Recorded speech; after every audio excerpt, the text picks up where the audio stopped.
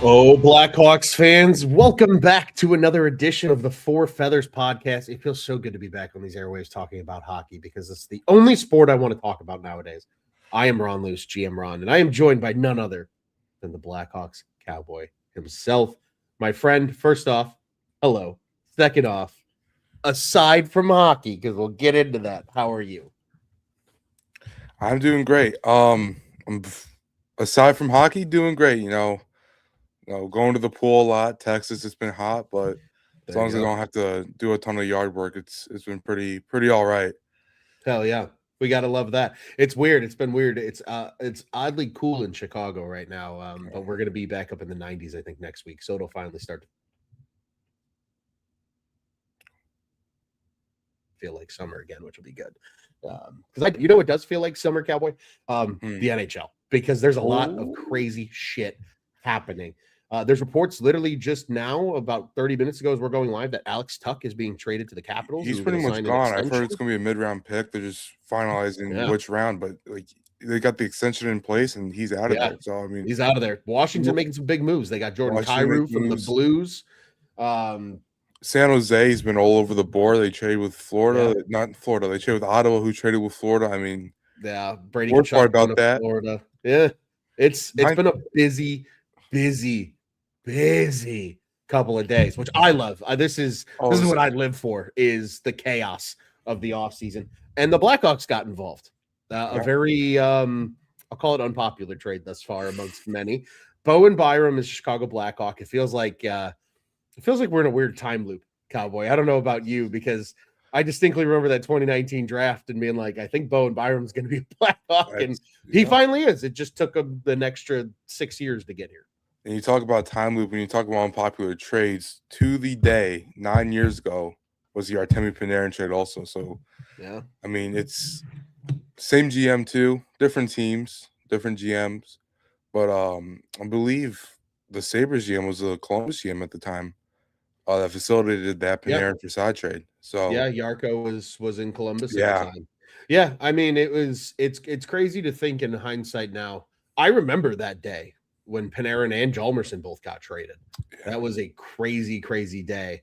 And everybody was wondering what the hell Stan Bowman was doing, and they're like, of course he's bringing back Brandon Saad. yeah. Like, he's the king of bringing back guys that are his guys, and that was a hell of a trade when it happened.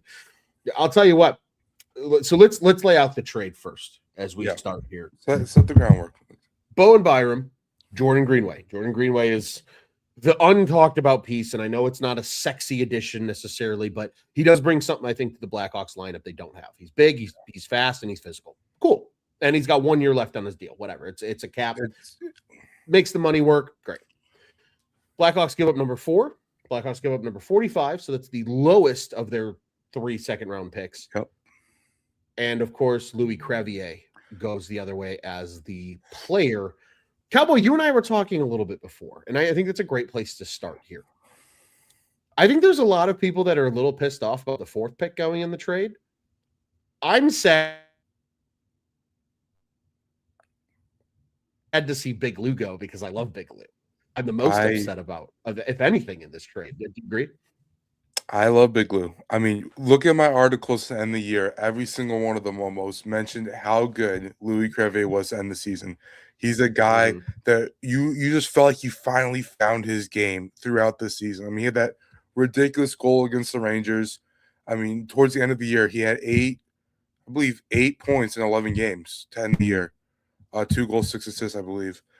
And it's one of those where, man, it stings to trade a guy like that you thought was going to be a future piece. And like when you already feel like you're lopsided in the deal, and we were talking about it, if it was a guy like Korchinski or Del Mastro, it wouldn't sting as bad. But for a fan favorite like Crevier, who came onto the scene during like the dark ages, and like was so fun to watch because he would just hit people when you saw Tyler Johnson at the helm, right? And Nick Foligno in that line. And oh man, he was a bright spot on this team, and he's gonna be surely missed, at least for me. I agree. I think the hard slap shot, just the size, things, a lot of intangibles he had that you just can't teach. Yeah.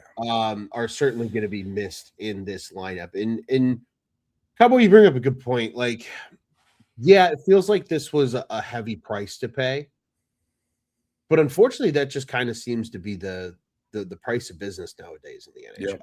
Yeah, because For players that like Bowen Byram, there was a lot of whispers that Buffalo was going to try and move him.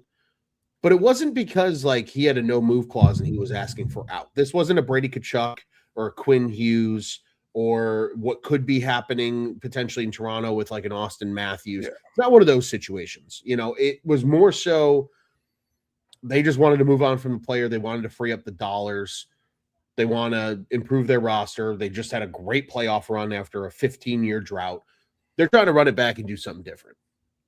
And I think the longer, at least for me, the longer that I get away from the trade actually happening, the less emotion I have, if that makes sense. Like, I just kind of feel like it's fine. I understand that it's probably not the needle moving trade that people wanted if the 4th overall pick was going to be included, but it improves the roster for next year, which if they took Chase Reed, if they took Carson Karls, if they took Albert Schmitz, none of those guys are impacting the roster next season. Yeah. They're at least figured out, all of them. Yeah. Yeah. So it's hard to sit here and be like, wow, because we've got a good friend of the program here, Nightmare, says, no debate. He says, Kyle got fucked and in turn fucked us. A hello to you, Kayla. I hope you were doing well. Big Gun 1. He says 5:30 on the ice. Byron will be there. He says Davidson got fleeced. He says Davidson should have traded number 4 for Officer Poe. Keep it moving. JT should have traded number 4 for McDavid. Kevin says they should have traded number 4 for Scooble and then traded him to the White Sox. I think everybody was hoping that if the 4th overall pick got moved, it was going to be Matthew Nyes. It was going to be Jason Robertson, right? Mm-hmm. I think a lot of people just underwhelmed that it was Bowen Byram that they ultimately got. I'm in the same boat because I think just the package you gave up for the player you got, Byram was a very unproven player, and the way Kyle Davidson talks about him, he's talking about him like he's already this guy that can be a number 1, like an Erik Karlsson or a Rasmus Dahlin, like a guy that you can just bring in and boom, there you go. That's not the case at all. And when you surround him with guys like Levshunov and you act like you treat him like a mentor almost, he's still very young. He was just 24 years old. I don't know if it's the best recipe for success. And I'm going to say this too. I love Byram. I wanted Byram this offseason, but I don't think that the assets we used to get him were the best allocation of those assets. I would be fine trading 4th if we got a higher end player, because at the end of the day, we're now shifting timelines in the sense that we have to go all in now, right? You trade one of the best young pieces you got, you trade 4th overall, you're shifting everything to the future, from the future to the present. Mm-hmm. And I feel like the main issue we still have is we do not have alignment for Connor Bedard, and Bowen Byram does not fix that, obviously, right? Right. And it's the pieces we could have gone free agency with, like John Carlson, could have filled a very similar role. Not exactly, right? But it would have at least been a stopgap and allowed us to use these assets for someone like a Matthew Nyes, maybe an Alex Tuck. Not saying they would come here, but Jake Neighbors, even Jordan Kyrou, who just got traded. We could have used assets like that, like Crevier. If you want to trade him, you could have gotten a player for Bedard and then focus on defense later. And I don't want to be a dead horse, but you're not in this situation if you take Ivan Demidov in 2024. And I feel like that's when I personally have started to lose faith in this rebuild. And I think most people have started to lose faith in the rebuild since that pick. And now you're seeing the results of it 2 years later. Yeah. And this is the one thing I will say, and this is how I've kind of been, I've spun my wheels on this now for pretty close to 24 hours. And I look at this trade and I say, okay, the Blackhawks are shifting to the present, like you said. And I agree. But I think that's what a lot of fans wanted. Yeah. Right. I think that's where they have 3 first-round picks next season. They still have a ton of assets to be able to utilize. I think the final straw, the reason this deal happened the way it did, was the San Jose Sharks acquiring number 9.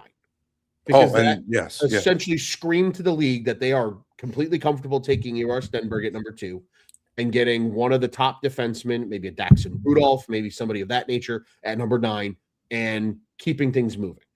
Mm-hmm. With that happening now, that 4th overall pick kind of becomes weird because, let's be honest, I don't think Caleb Malhotra moves the needle for anybody. It sounds like Vancouver might take a Chase Reed, and he would probably be the preferred pick if the Hawks were still sitting there. And now that Stenberg's gone, that 4th round pick kind of feels like no man's land for the Blackhawks this year. I think if it's the New York Rangers, I think if some of these other teams, totally different story, right? They're trying to get best available. They're trying to rebuild. All is just fine. But right now, as we sit here, I actually said it the last time we were on the microphones, Tony and I. Based on the reports that were coming out and based on the way Kyle Davidson was talking in the media and things like that, I fully believe the Blackhawks were going to address defense before they addressed offense. And that's exactly what happened. They went out and got Byram. Yeah. And I don't think they're done, in fairness, because of the number of assets that they still have for the future. I'm going to take it one step further. They cannot be done. If this is it, even if he tries, you cannot be finished here. Mm-hmm. Otherwise, you are in no man's land, and there is no way out of it until next offseason. Yeah, I think there's a world where one more trade occurs, and I think at least one of those 2027 firsts gets involved in it. Yeah. At least one of them, maybe even 2 of them. And I think there's one notable. I'm not going to call it huge because this free agency class, you and I are it sucks. Yeah, it's not a good free agency. One of the worst we've seen. One of the worst we've seen in a while. In a long time. And I think there's a world where, if you recall from, this would have been, I'm doing hard math, 2022, when they signed Ryan Donato, and that was the only thing they did in free agency, because that was also a really bad free agency year. Yeah. I could see that kind of move happening where they say, hey, we're going to take a value swing on a guy. Maybe he's a middle 6 forward, can play the wing. Maybe he's a guy that they believe that could play up with Bedard in a pinch, that type of guy. And then try to get somebody big in a trade, because there's chances are you're going to have to move on from maybe a Marek Vanacker or somebody like that, somebody in your pipeline in order to go get a forward. I think we're still going to see a ton of trades between now and like the 10th of July. I don't think the NHL is done. No, the NHL as a whole is definitely not done. I mean, we've seen, every year it feels like, oh, this is going to be the offseason, this is going to be the offseason. Now, this is the offseason. We have seen so many, as a non-partial bystander just watching the league unfold, it's been insane. Exactly. Following the 9th pick, going from Chicago to Florida to Ottawa, back to San Jose, it's been crazy. And you had, I feel like Kyle Davidson, when he made this trade, got lost in that a little bit, because there has been many reports that saying San Jose was offering 927 and 2 prospects in exchange for the Bowen Byram. Yep. And I feel like KD saw Greer making these moves and said, oh, he can't get one more. Fair. You gave up way too much. At what point do you let San Jose do that? Because now they don't have the defense filled still. Because Byram, for them, he would be their number 1, but it would still be slightly behind the average number 1 in the league. And now we're banking on that, that Byram could step into that role. And what I would have liked to see KD do is taking those picks and taking Ferraro as their swing player, instead of putting another veteran into the bottom 6. Because when you look at the team this year, we are filled with just bad contracts. Eero Teravainen did not look good, especially for the last half of the year. Ryan Donato, Mikheyev's gone, so now you have Mangiapane that's going to have to play a role.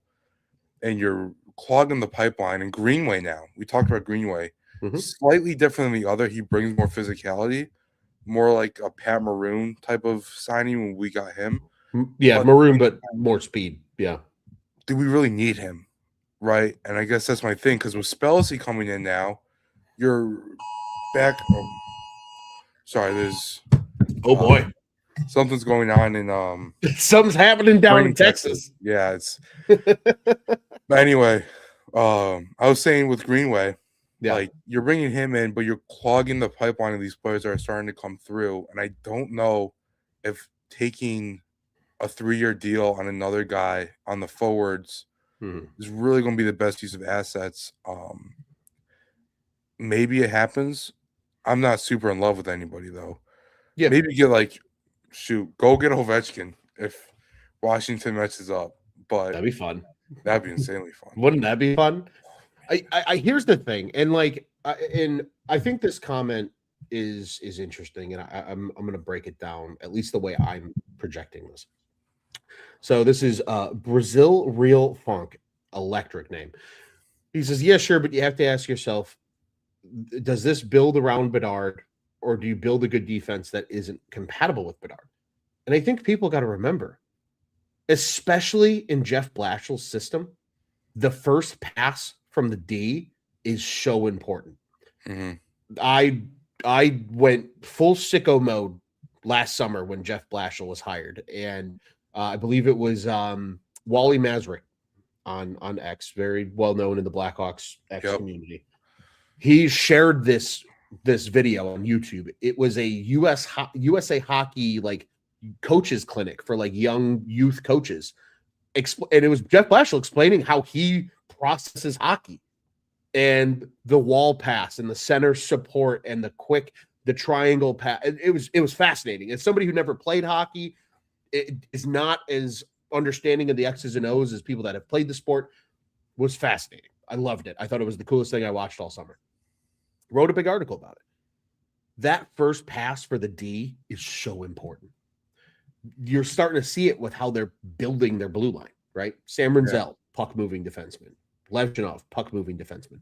Vlasic, even though he's more of a defensive guy, has a good first pass and he can contribute offensively. And even, frankly, I think Wyatt Kaiser's the same way. Great first pass, 100%. More defensive focused. I think they really wanted, though, that Shea Theodore, that Morgan Riley before he became ass in Toronto. Yeah. That true offensive defenseman, because I don't believe they had that.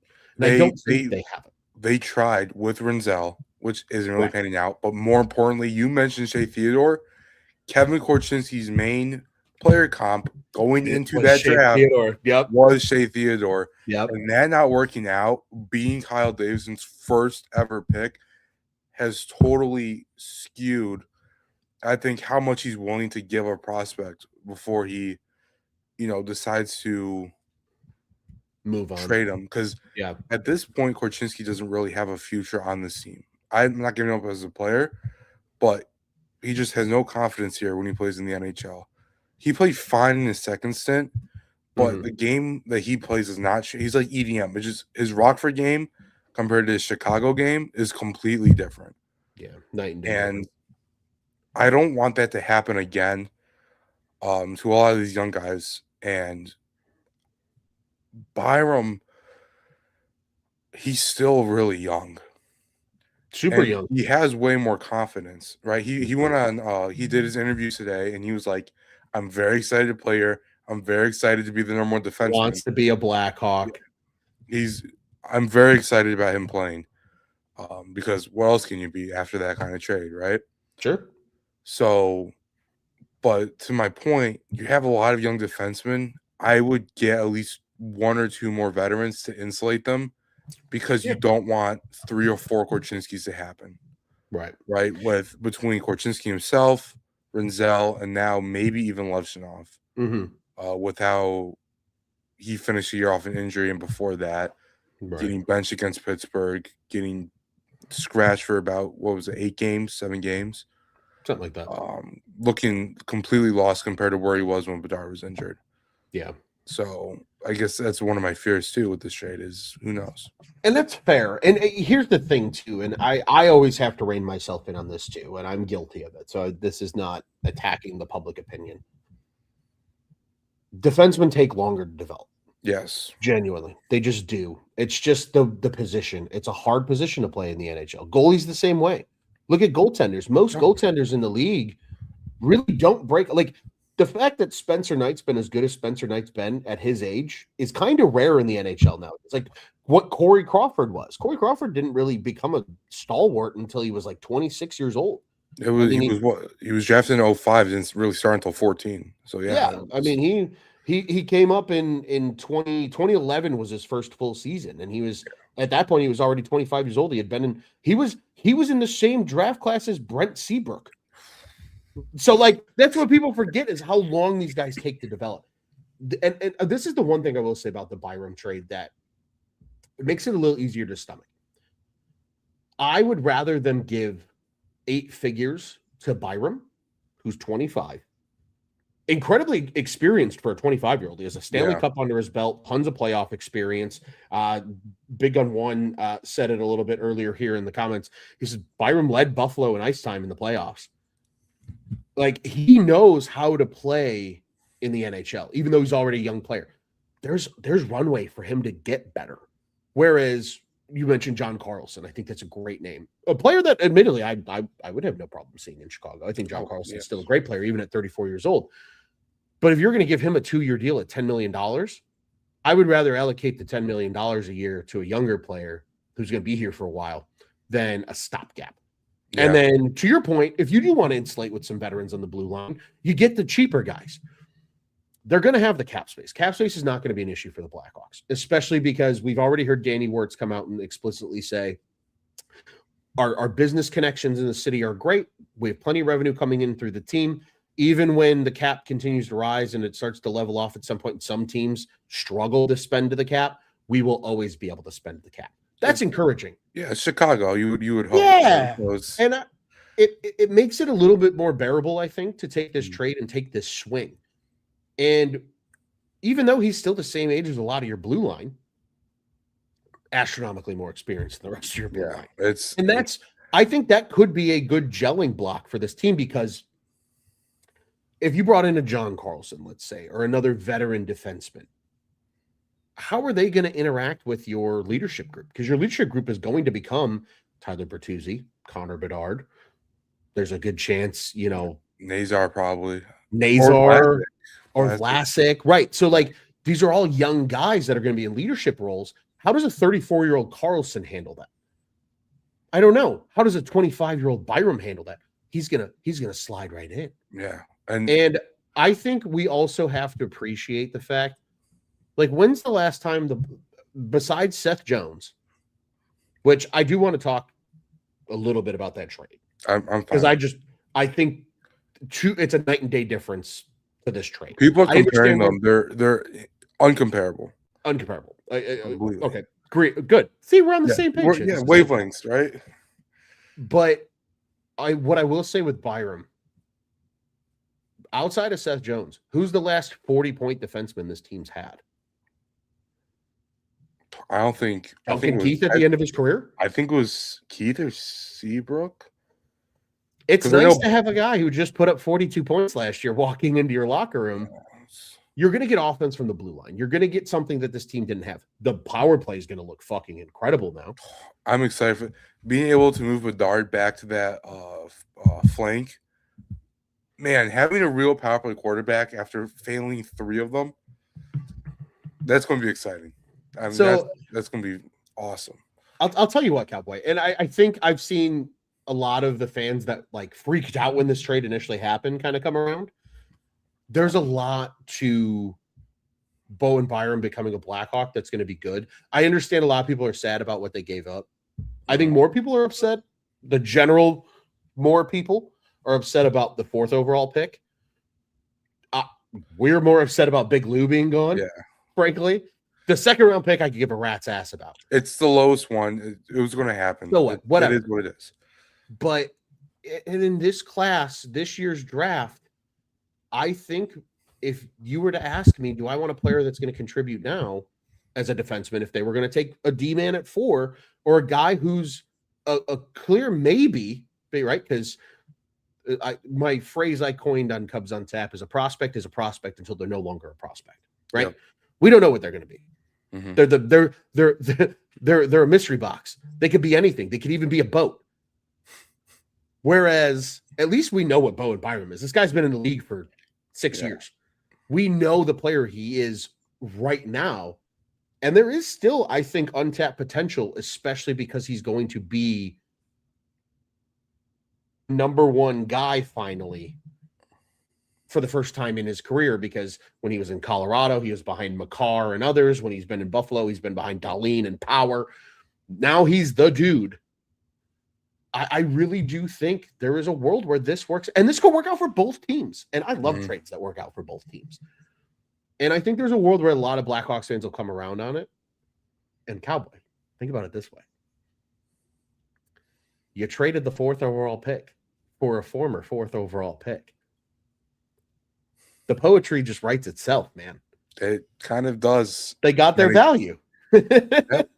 And it kind of stings when you remember that Byram was mocked multiple times to the Blackhawks. I swore Byram was going to be a Blackhawk in 2019. I swore. Thought, man, that one stings. But you know what? We got him eventually. You know what, though? Tinfoil hat here. Because I am... It's a shame that the social media world that it is now for Blackhawks fans, especially younger Blackhawks fans like yourself, coming up, having a voice, being able to share your thoughts. I wish I had that more in like 2012, 2013, 2014. I was the biggest Stan Bowman critic that existed. I used to get in fights with people about it because everybody's like, what do you mean? They've won 2 Stanley Cups. They could win another one. Why is he a bad GM? I said, because he did nothing to build that team. He was given the keys to a Ferrari and told not to crash. And what did he do? He fucking crashed it. Depleted the fucking prospect pool. There's a whole reason that Davidson had to tear it to the ground because there was nothing there to give. Yeah, we didn't even have a first-round pick going into that draft. Some people forget that. We didn't even have our own pick. I believe Columbus had it because of the Jones trade. They did. Columbus had it because of the Jones trade. And they got 3 ones out of that draft, and one of them is Frank Nazar, and the other is Sam Renzel. And they got a few decent years out of Peter Mrazek because of it. Like, they got a lot out of it. I think what Kyle Davidson's done has been great. But I will say this. If the Blackhawks had taken Bowen Byram instead of Kirby Dach in 2019, Stan Bowman would have fucked Bowen Byram's development, and he would not be the player he is right now. It's good that he didn't go to Chicago. Because you want to talk about Bowen Byram and Adam Boqvist were similar, not the same, but very similar players. Offensive talents. They would get deep into the offensive zone. They would use their stick handling in tight as a defenseman to create room to not only create goals for themselves but for their teammates. And look how Adam Boqvist turned out. As much as I love the guy, Sam Bowman banged his development. The Blackhawks, as much as we hate to say it, since Dale Talon left, have been notorious for messing up not just prospects, but specifically defensive prospects. Bingo. Specifically defensive prospects. Yeah. And unfortunately, that's kind of still happening as of right now. Hopefully, we kick it with Renzel and Levchinov. I'm giving up on Korchinski finding his game here. But yeah, I mean, you mentioned it earlier, and with Byram, he's developed, but now you're letting him. We're almost treating him as a prospect still, where we're telling him, listen, we're going to develop you to become a number 1 guy, not just a guy. You were a guy in Colorado. In Colorado, part of the thing that intrigues me with Byram, not intrigues, but worries, intrigues. One of the reasons that 4th overall with Colorado was Makar was because Byram had dealt with back-to-back concussions back then. And so they took Makar to replace Byram as the number 1 guy in case he couldn't stay healthy. And Makar ended up being one of the best defensemen to ever play the game of hockey. Good for them. And so they ship Byram for Middlestat. He goes to Buffalo, and Buffalo already has Owen Power, shout out to Chicago Steel, and Rasmus Dahlin, 2 number 1 overall picks. You can't really find your way there. Now you're in Chicago. You say you love this city. Our GM is taking a huge belief in you, Mm-hmm. Now we're going to finally see what Bowen Byram's all about, whether he can walk the walk and talk the talk. Because at the end of the day, you can tell KD's ready to go, right? Mm-hmm. For 3 off seasons, been like next year's going to be the year, next year's going to be the year, and that year just hasn't come. And now he's sort of forcing it. And Byram needs to be huge. He needs to prove that he can be a top 10 defenseman in the league, top 15 at the minimum. Yep, I agree wholeheartedly. And I'll tell you what, it warms my heart, Cowboy, hearing you come around, I think, a little bit on this trade. And I think a lot of people have. And I think that, again, it's always the beauty of hindsight. You hear, especially I think today, Bowen Byram speaking to the media, the excitement of being in Chicago, already talking to Bedard and that they're excited to play with each other. Hey, when you got a defenseman that's got a good first pass and an offensive prowess, that helps your star player like Connor Bedard. Yeah. And again, we talked about it a little bit earlier. I don't think the Blackhawks are done. I don't think they're even close. They can't to be. And I think I don't think they are. A lot of the frustration, I just want to get this out because I've already forgotten it twice, but I was talking to guys like Ovi Clapbaum. Sure. If you're on Twitter, Crash Dummy. And like a lot of it's, you take this entire season, you started off so good, and then you sucked, and then they got hurt, and then you suck some more, and you end the year horribly. I think they were like 2-8-2 to end the year. Something obscene like that. Mm-hmm. And you get the second best odds, you lose the second best odds, you lose Stenberg. Fine. We have fourth. Now, who are we going to take fourth? I literally was editing my mock draft video when the trade book broke. I can't post that now. Everything is complete. I already had to edit it halfway through because of the San Jose trade with Ottawa. And now it's pretty much scrap because the Blackhawks aren't picking. And I think for some fans, seeing Bowen Byram as the reward for that tank and then losing Louis Crevier, who a lot of fans, me and you, he was a fan favorite. Oh, for sure. It sucked. It sucked for them, and they got very emotional. I mean, I still think it's an overpayment. I still think you are banking on Bowen Byram becoming elite. He has to be elite for this trade to look good. He can't just be good. He has to be near point per game, at least 60 points by the time we're contending in the playoffs. But now that the trade's over, and this is the reality is Byram wants to be here, and not a lot of people want to be here. And I think that's huge. 100%. In terms of building a new culture. Because it's been 12 years since the Chicago Blackhawks won a playoff series, a decade since we made it. That's a lot of losing across multiple generations of players and prospects, front offices. I mean, think about how much your life has changed since 2016. We'll just put 2016 as the midpoint. I'll tell you what, Cowboy. I graduated college in 2016. So my life's changed a lot since 2016. But that's what exactly. I mean, it's just, man, I was still living in Chicago in 2016, right? I didn't even move down here. I didn't even thought that I would ever be in Texas in 2016. So, and it's completely different. It's completely different. It has to be a completely different team. It has to. The culture has to be completely different. And you started to see that change with Blash, but it has to be established now because you move the contention window up to next season, if not 27, 28. Definitely. I agree with you wholeheartedly. And I think that's what this trade ultimately signifies. This is the first step of this team's got to take a step. And I think KD's ready for that. And I know there's a lot of people that are stating that they've lost faith in the rebuild because like he can't pick a direction. This is the direction. He's changed directions for 5 years. Yeah. Now it's time to turn the throttle up a little bit and take it a step forward.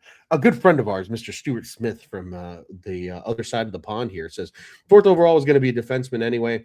Instead, use it for an NHL ready player instead of having to wait. And then he follows that up saying he still thinks Korchinski gets traded this summer, and he thinks Byram will be a stud. Shout out to our good friend Stuart. I agree with that. I think Korch gets traded, and there's a chance we can see Korch traded for a forward, right? Like I don't think they're done. the thing that everybody has to remember, yes, they don't have a first round pick now this year. Fine, whatever. They still have 2 2s. I believe they have a 4 and a 5 and a 7, I think is what it is. I think so. We traded our 6th. I know that. Yeah, the 6 is gone and maybe the 3 is gone. I think that's I think the 3 was a swap with the Rangers pick that we just traded. Yeah. But either way, we're not in a very good position now. Next year we have like 9 picks. Yeah, 3 1s. So that's a lot of capital to be able to move around. Yeah. And I don't think Kyle Davidson's done. I genuinely believe we're going to see another trade. We'll certainly see an extension for Byram. It sounds like, according to Davidson today during the press conference, that next week after the draft, that's what they're going to address between the draft. He's still technically, I've heard it's going to be, I can't remember if it's 7 or 8 years by 12.5, which will make him the highest paid defenseman in the league right now. That's crazy. That's pretty crazy. Cale Makar's going to shatter that. Don't you worry. Oh, Makar's going to shatter that. He's going to shatter that. That's why I emphasize right now. Right now. Yeah. Right now. I believe because, yeah, he technically isn't on the last year of his deal yet until July 1st. It's the same thing. It was the same thing with like Jonathan Toews.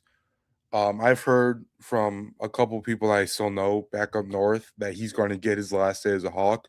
Well, he just can't do it yet because it's not July 1st. July 1st, right. And the league year officially starts July 1st. Yeah. Like, technically, trades can happen, but like any signings or new contracts all officially become effective July 1, because July 1's the start of the hockey. But the commenter brings up a very good point. Korchinski, a forward. I've been mocking this for close to a year now. Do you guys remember Ken Johnson in Columbus? Sure do. He was on my 30 my goals. Names the Hawks should take a swing at list. Yep. I think with the trade history between Columbus and Chicago, with the situations both of them are in, I think a Korchinski with a little bit more value, maybe like a mid-round pick for Ken Johnson, especially with Rick Bowness. I didn't think this was going to happen, but Rick Bowness is establishing a new regime in Columbus, and you can tell. And he benched KJ pretty much the entire latter part of the season since he took over. So he's starting to get kind of pushed out. Korchinski's starting to get phased out by Blash. I say it's a match made in heaven. I don't know. Scenery trade. Yeah. Gotta love a change of scenery trade. They're always good ones, man. But and it also fits Kyle Davidson's idea of reclamations. Sure. He loves to do that, right? He does. Donato, Burakovsky, Bertuzzi, Mikheyev. I could go on and on and on. Lafferty, the first stint.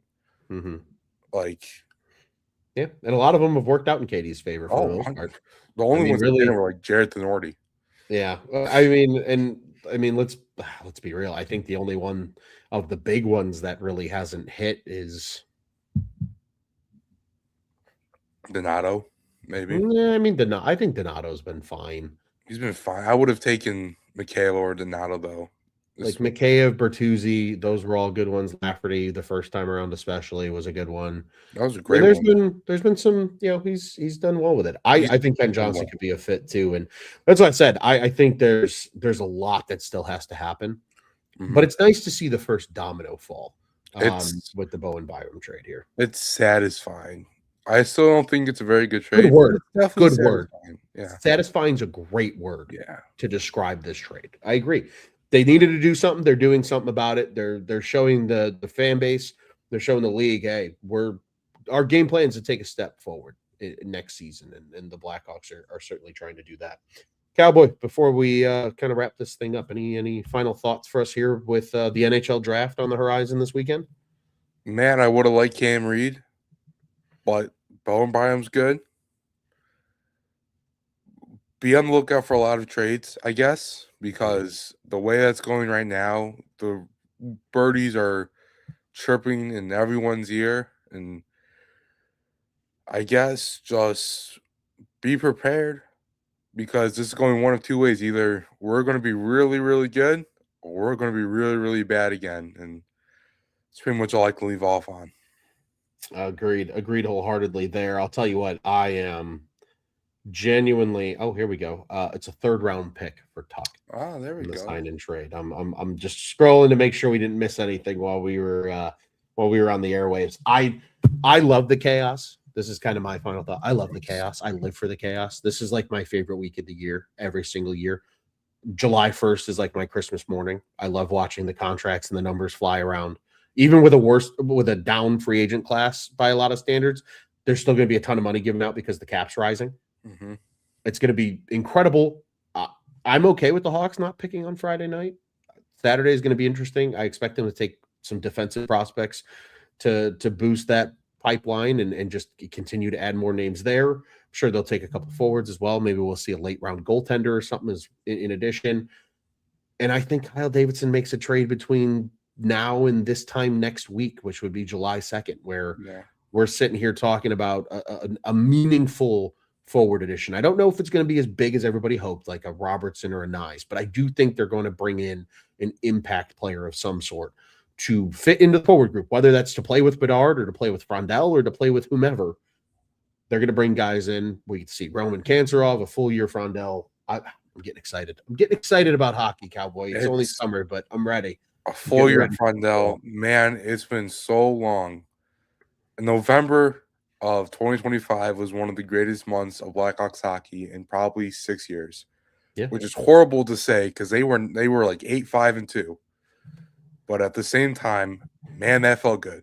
Yeah, it was fun. Felt good to win again, and I'm hoping to see a lot more of it this season. Well said, sir. Well, before we log off, of course, as everybody knows, make sure to follow along at Four Feathers Pod on the socials. Cowboy is at BHawk Cowboy on X. Or you forgot to do that. I forgot Blackhawks Cowboy. Yeah, that's all right. Well, we got you shouted out and covered. Or just search Blackhawks Cowboy on X. You'll find him. You can't miss him. You can find me at Luce on Tap. Of course, follow our other good friend, Mr. Tony on Tap as well, who unfortunately couldn't join us today. You may or may not hear from him on a microphone before the week's over as well. And of course, head over to ontapsportsnet.com and at ontapsportsnet on the socials and check out what's on tap in Chicago sports. Cowboy, this was a blast. Appreciate you joining me on well, hopefully sunny for you. It's been rainy for me here in the Chicagoland area. Wednesday afternoon. The Bowen Byram debate. It's going to continue to happen until the season occurs, but I think a lot of people are starting to come around on the trade, and I certainly hope the Blackhawks make another move very soon that we can get excited about and talk more about. Until then, what do you say, Cowboy? Let's go Hawks. Let's go Hawks.